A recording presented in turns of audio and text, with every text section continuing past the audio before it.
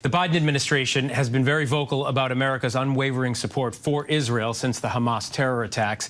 ABC News White House correspondent Mary Alice Parks joins us now from the White House. Mary Alice, we just learned about President Biden speaking with Prime Minister Benjamin Netanyahu, I think for the fifth time today. Not today 5 times, but the fifth time they've spoken was today. What can you tell us about what happened in that conversation? Yeah, I feel you're exactly right that the two men have spoken almost daily since this war began, since the unprecedented attack that Israel suffered. It's very clear this president wants to stay in close communication, in close touch.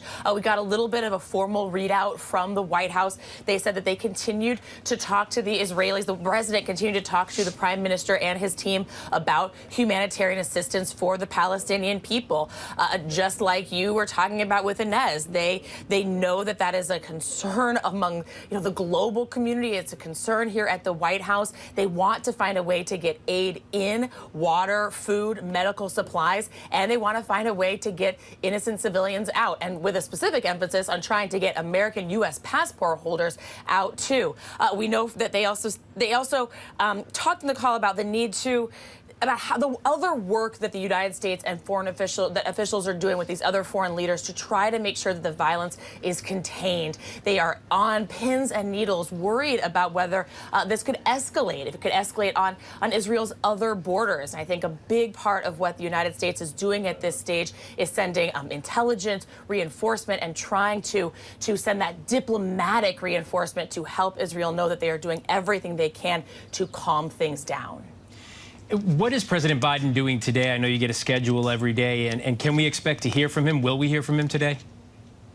Well, it looks like a big part of the day were these two calls. He not only spoke with the Prime Minister of Israel, Netanyahu, but also spoke with the Palestinian Authority President Abbas. That's an interesting phone call. He hasn't been in touch as much with him. And so he's doing, this work behind closed doors. But he does have one public event tonight. He's just getting ready to leave the White House for a public event, a dinner here in D.C. So, it'll be interesting if he gets questions shouted at him from reporters today, but it has mostly been a working day here at the White House, Phil. All right, and Mary Alice, we're getting some information right now. The State Department says that 29 Americans have been confirmed dead in Israel and that 15 U.S. citizens and 1 lawful permanent resident of the U.S. are still unaccounted for. So 29 Americans now have been killed. They're updating that information as we speak. They've been trying to keep close tabs. Obviously, they've been talking to families, talking with the embassy, talking with Israeli partners, and they had warned us, braced us all for the very grim reality that those numbers could continue to rise. The reality is they had Americans who were missing, and we didn't know if those were Americans who were missing because they were held hostage or missing because they were just unaccounted for. But it's just a sad reality of what has happened in this last week.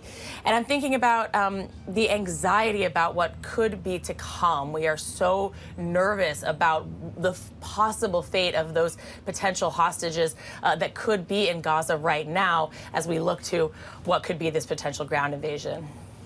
All right, ABC's Mary Alice Parks outside of the White House. Mary Alice, thank you. Hi, everyone. George Stephanopoulos here. Thanks for checking out the ABC News YouTube channel. If you'd like to get more videos, show highlights, and watch live event coverage, click on the right over here to subscribe to our channel. And don't forget to download the ABC News app for breaking news alerts. Thanks for watching.